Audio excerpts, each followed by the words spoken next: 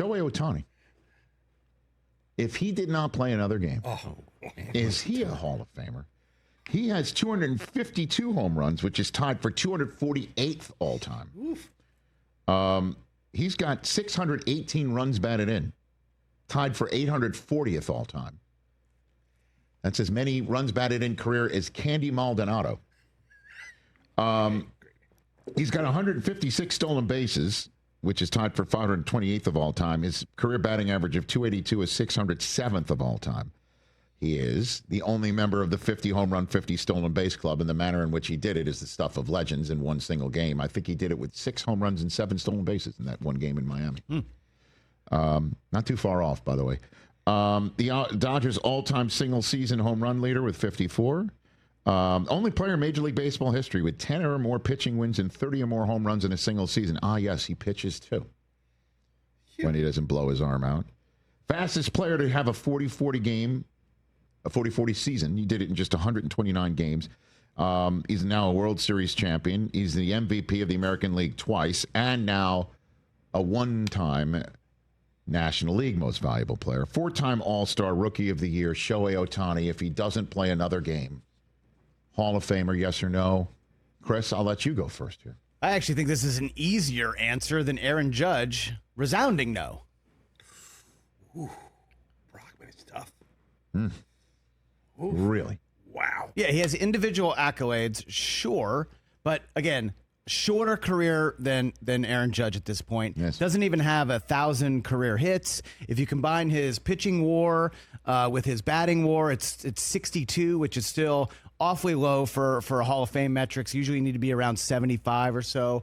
And think about it. He was the best player arguably on an Angels team with another potential Hall of Famer, and they couldn't even make the playoffs. He had to join a super team to finally win a World Series. So he gets docked for that. We're getting sizzling. He gets docked for that. We're this getting is real sizzling. Easy no for Shohei Ohtani.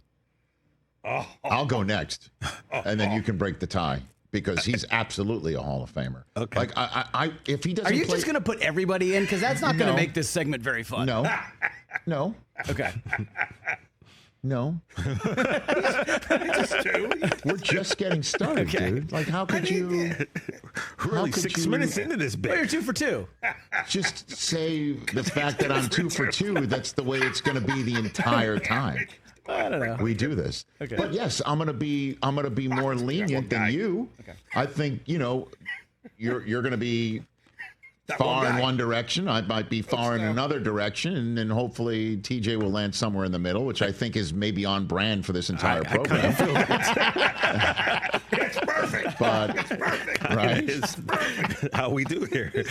You cannot tell the story of Major League Baseball without this guy who comes from Japan. You can't tell the story of the last couple seasons that we haven't seen in 100 years.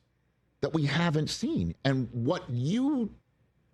he is a guy that you pay to see. Yeah. He's a guy that you stop what you're doing because his at-bat is on the television set. He is a guy who has made the game more internationally popular than maybe since Ichiro, and maybe more so. He also is a talent that we have there's no comparison. There is no comparison. And he has the ring that you say Judge doesn't have that is disqualifying for him to be a Hall of Famer at present. He is a unicorn. I've never seen anyone like him. We may never see anyone like him again. And if he decided to just go full Barry Sanders and say, I'm done here. I don't want to do this anymore. And I'm finished. Or obviously we never want to have the construct of being physically unable to perform as this being the backdrop of this conversation. We'll just say if he doesn't play another moment and he's standing there in that meadow in Cooperstown accepting a plaque, would somebody really have a problem with it? You would have a problem with it. I would just laugh and I'd be like, oh, so Major League Baseball is turning into the Basketball Hall of Fame. Or he is more deserving than some of the other people that it's gotten in. Like if we started reviewing some of the people who have recently got into Cooperstown. I would throw out so many people. Exactly. Well, I'd be with you on that. Yeah. So But how can you be? They've also accomplished way more than he has. Maybe just because they played longer, but what he's already done, the 50-50 season stuff, and the manner in which he does it, the manner in which he steps to the plate and actually overperforms and delivers when you least hope, when you most hope for it, and frequently would least expect it, and he then over delivers.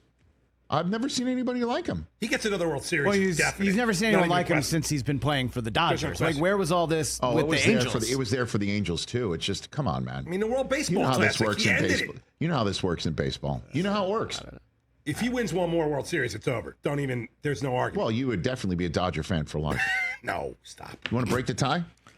Yeah, I mean, look, I guess the best and worst thing about going last is you hear all of your arguments being used on both of you. Why would that be worse? Well, I just mean there's not going to be much for me to say here. Chris, I'm sorry. You had a valid point, and Rich, you had the valid point about the unicorn, and Chris about the time that he's actually played.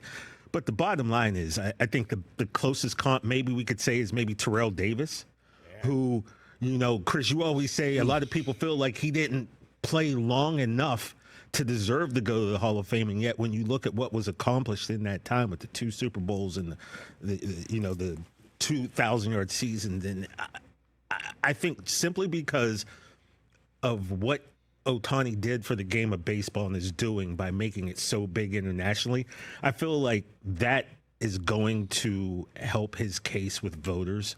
So I feel, I think, and I feel bad saying no about Aaron Judge. I really do. That's fine. But like, there's nothing personal here. Yeah, when it comes to Ohtani, I love both guys. The name Shohei Ohtani rings bells like 12 o'clock all around this world. Yeah. And not like Aaron Judge does it, but Ohtani, he's just massive. And I feel he brings so many eyes and so much fame. Fame is in the Hall of Fame, too. Yeah, and fame. And like I said, I think the Terrell Davis one, that was the closest thing I could come to. Okay.